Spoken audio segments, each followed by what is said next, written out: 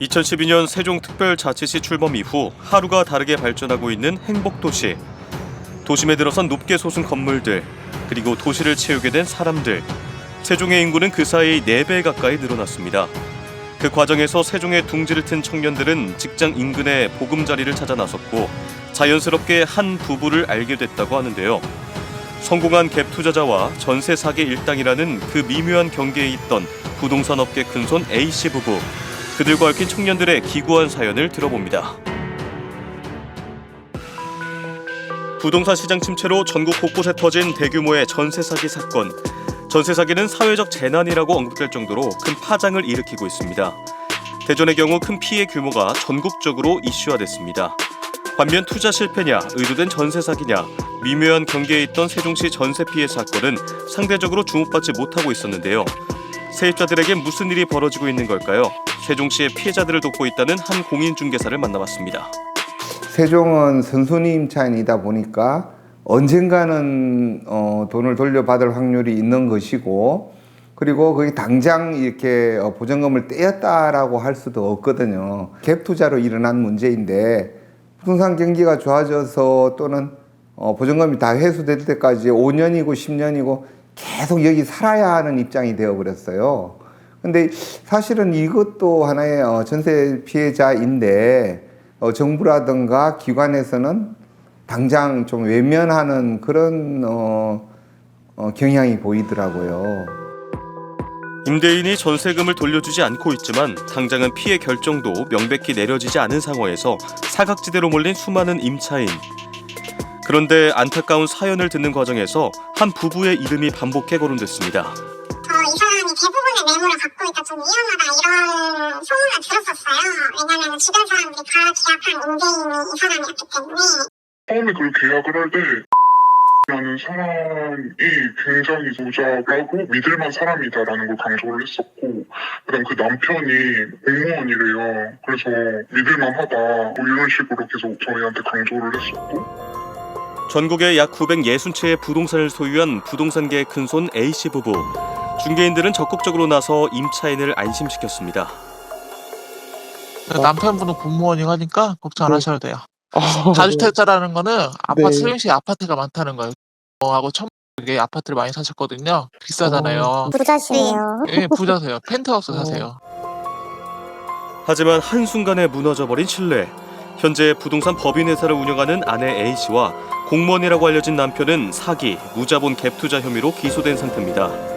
또 그 과정에서 관련 계약을 성사시킨 중개인들도 문제가 있는 매물인 것을 속이는 등 사기, 사기 방조, 공인중개사법 위반 혐의로 기소된 상태입니다. 사기 혐의에 대해서 부인하고 있었고요. 부동산 시장이 하락해서 돈을 현재 돌려주지 못하고 있다고 주장하고 있었습니다. 피해자는 한 230여 명 정도고요. 피해액은 한 270억 정도 상당입니다. 이 사건은 지금 검찰로 송치된 상황. 송치 결정에 앞선 경찰 조사 과정에서 밝혀진 부부의 부동산 소유 방식은 바로 시사차익을 내린 갭 투자였습니다. 1억 원 안팎의 오피스텔을 구매하면서 계약금의 10%만 선입금한 뒤 매매가에 가까운 시세로 전세를 놓으면 공인중개사가 전세 세입자를 물색했고, 세입자가 잔금을 치르는 날에 받은 전세금으로 오피스텔을 구매했습니다.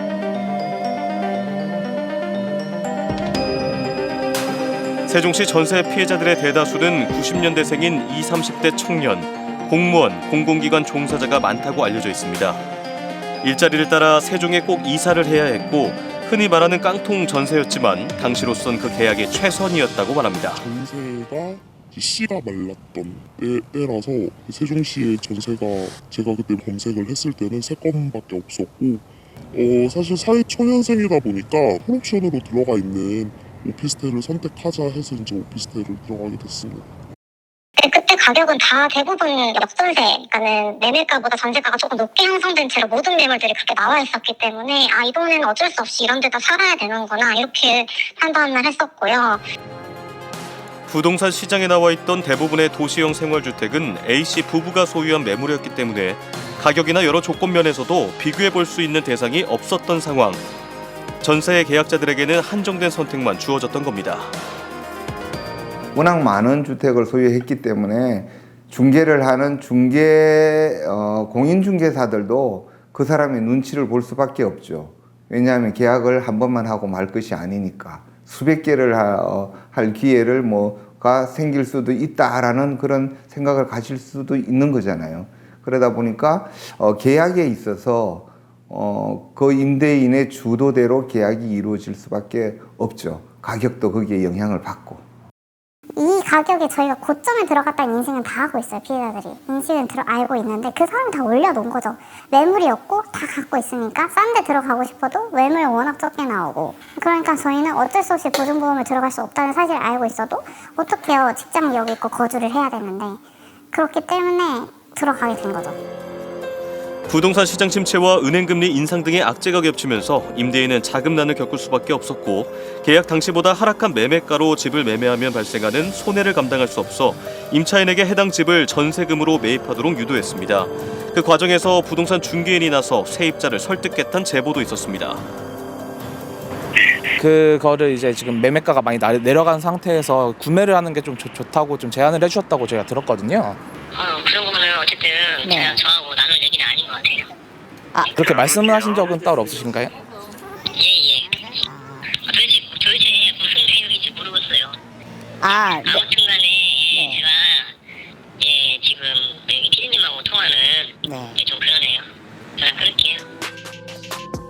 일부는 피의자의 파산을 걱정하고 심리적 스트레스로부터 벗어나기 위해 2천만 원에서 5천만 원 정도 손해를 감수하고 사건을 끝낸 경우도 있습니다. 대부분은 소유권을 떠안지도 집을 빼지도 못하고 있습니다.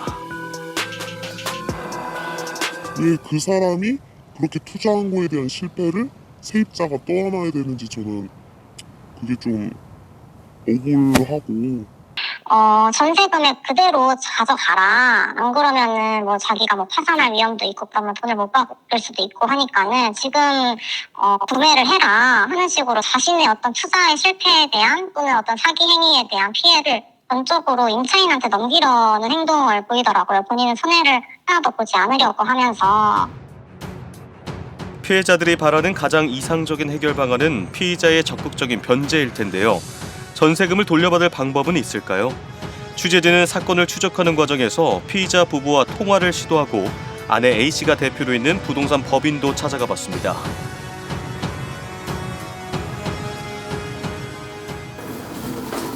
혹시 사무실 전화로 좀 전화는 좀 어려우실까요? 저희가 아까 저희 전화를 안 받으셔가지고. 피의자 부부와 접촉조차 어려운 상황. 그들의 입장을 듣기 위해 서면으로 관련 내용을 사무실에 전달하고 왔지만 끝끝내 묵묵부답, 어떠한 이야기도 들을 수 없었습니다.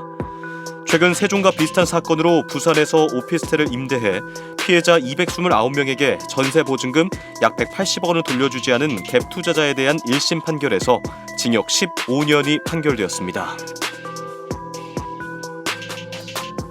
또 돈은 돈으로 막아야 된다라고 좀 생각이 드는 부분이 있습니다.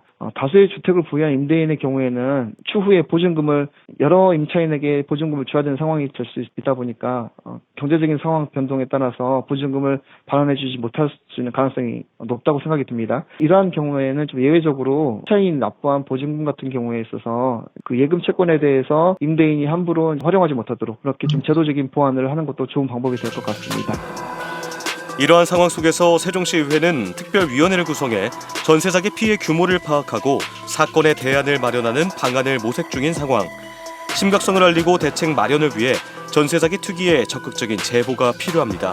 우리 세종시 지역에는 어떠한 대책이 필요하고 어떠한 지원이 절실히 필요한지 솔직히 경험해보지 않는 사람은 그걸 좀 파악하기는 좀 어렵거든요. 그래서 반드시 우리 피해자분들의 목소리가 당장 우리에게 필요한 지원이 어떤 거다. 그리고 어떠한 대책이 마련이 돼야 앞으로 예방을 할 수가 있다라는 거를 좀 마련할 수가 있습니다. 그러니까 피해자분들이 직접 나서기 어려우면 우리 특위하고 소통을 통해서 우리가 그럼 대신 목소리를 내겠다. 피해자분들의 대신 목소리 전해 듣고 우리 시와 함께 대책을 마련해서 그런 대책 마련된 부분을 지원을 하겠다. 부동산 부자에서 부동산 사기 피의자가 돼버린 부부. 그들의 투자는 230여 명 청춘들의 도전을 막아서고 미래까지 갉아먹는 잔혹한 사건이 돼버렸습니다. 전세 피해자지만 피해 금액이 상대적으로 적어 주목도가 낮았던 세종시 피해자들. 하지만 2030 피해자들에게는 사건의 경중을 떠나 가장 큰 피해이며 상처임에 틀림없습니다. 청춘들이 고스란히 떠안게 될지도 모르는 전세 피해는 어떻게 보상받을 수 있을까요?